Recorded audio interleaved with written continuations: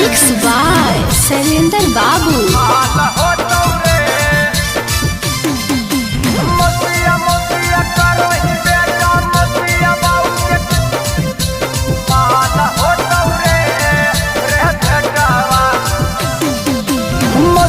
मोसिया करो ही बेटा मोसिया बाऊ के खाल होता रे बेटावा। मोसिया चाचा के माल होता रे बेटावा। मौगी मौगी करो ही बेटा मौगी के करो माल होता रे बेटावा। उहो के करो खाल होता रे बेटावा। माँ प्रतिमा रिकॉर्डिंग स्टूडियो शेखपुरा।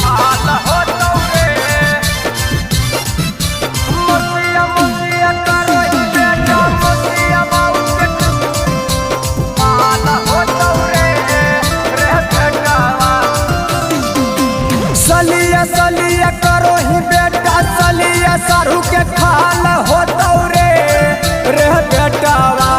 उहो के करो माल होता रे बेटावा। छौरी छौरी करो ही बेटा छौरी जिया के काल हकौ रे बेटावा। सभे छौरन के माल हकौ रे बेटावा।